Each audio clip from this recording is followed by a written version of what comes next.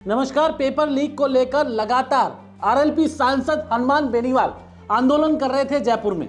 अब हनुमान बेनीवाल दिल्ली पहुंच चुके हैं। संसद में सर्वदलीय सांसदों की बैठक हुई और हनुमान बेनीवाल ने एक इंटरव्यू में कहा कि मैं मोदी, शाह और नड्डा को वादा है वो याद दिलाना चाहता हूं कि पेपर लीक के मामलों पर सदन में, जो संसद का सदन है, जो लोकसभा है, उसमें चर्चा हो। उन्होंने कहा क्योंकि मानसून सत्र अब आपको बता दें शुरू होने वाला है, लिहाजा वो हनुमान बेनीवाल सर्वदलीय बैठक में भाग लेने पहुंचे थे।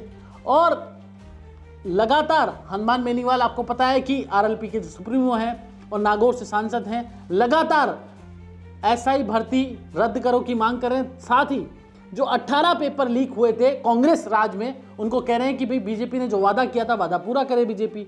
अब उन्होंने कहा कि चुनाव में, हनुमान बेनीवाल ने कहा चुनाव में आपने वादा किया था, जो विधानसभा के चुनाव थे 2023 के, कि प्रधानमंत्री नरेंद्र मोदी ने, अमित शाह जी ने, मोदी जी ने, सभी तमाम लोगों ने राजस्थान में आके युवाओं से वादा किया था कि हम सरकार बनेगी तो हम पेपर जो लीक हुए हैं उसको रद्द कर देंगे और मगरमच्छों को पकड़ लेंगे, लेकिन ऐसा हुआ नहीं है।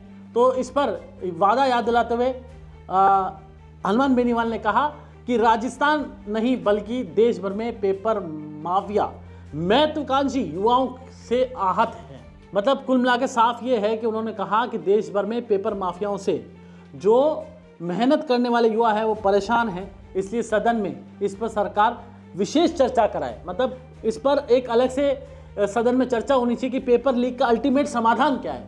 उन्होंने बैठक में राजस्थान पुलिस की एसआई भर्ती को रद्द करने व राजस्थान लोक सेवा आयोग, जो आरपीएससी है, आयोग के पुनर्गठन की बात कही, क्योंकि और उन्होंने कहा संसद का कोष बढ़ाया जाए, छोटे दलों को भी मिले ज्यादा मौका।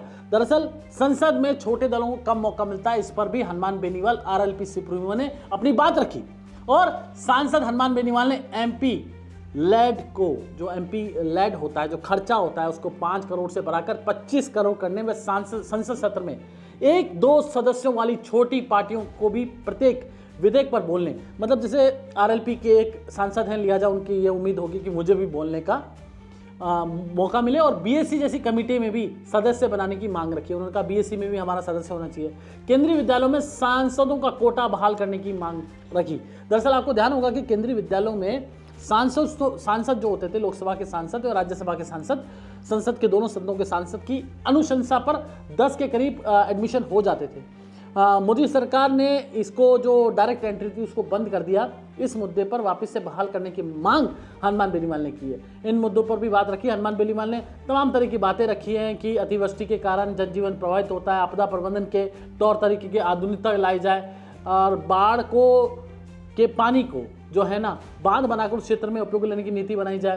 पहलगांव हमले के बाद किए गए ऑपरेशन सिंदूर पर चर्चा कराने की मांग की। साथ ही उन्होंने कहा उन्होंने कहा कि पाकिस्तान के साथ जो सिंधु जल समझौता निरस्त किया गया है, उस सिंधु और चिनाब के जल को राजस्थान, विशेषकर राजस्थान में, पश्चिमी राजस्थान में लाने की योजना बनाई जाए। देखिए, हनुमान बेनीवाल ने जो मुद्दे रखे हैं वो पब्लिक से इंटरेस्ट से जुड़े। कुछ मुद्दे उनके निजी भी हो सकते हैं, जैसे मतलब 10 एडमिशन वो चाह रहे होंगे, मैं ओबलाइज कर दूं कुछ लोगों को। और जो उन्होंने कहा कि संसद का जो लैंड है, सांसद का जो कोष है, उसको जो खर्चा करने का एक मौका मिलता है 5 करोड़ का, उसको 25 करोड़ बढ़ा के किया जाए। तो तमाम तरह की बातें हनुमान बेनीवाल रखी। देखिए, लड़ाका तो है नो डाउट, लेकिन हनुमान बेनीवाल जिस तरह से ये बातें रख रहे हैं तो कहीं ना कहीं असली विपक्ष की भूमिका राजस्थान में हनुमान बेनीवाल निभा रहे हैं, जबकि दायित्व तो बनता है कांग्रेस का। क्योंकि राजस्थान में अमूमन आपने देखा होगा सत्ता बढ़ती है बिगड़ती है, हर बार सत्ता परिवर्तन का दौर चलता है, एक बार कांग्रेस एक बार बीजेपी। पिछले 25-30 साल में हम कमोबेश यही ट्रेंड देख रहे हैं। लेकिन इस बार जो हनुमान बेनीवाल जिस तरह से विपक्ष की भूमिका में फ्रंट लाइन वॉरियर के रूप में दिखाई दे रहे हैं, तो ऐसा लग रहा है कि इस बार हनुमान बेनीवाल की पार्टी कुछ कमाल कर सकती है। अगर नरेश मीणा, हनुमान बेनीवाल, रविंद्र भाटी, ऐसे कोई राजकुमार रोज जैसे 4-5 चेहरे मिलकर अगर चुनाव लड़ते हैं राजस्थान में, तो शायद फिजा बदल सकती है। नमस्कार।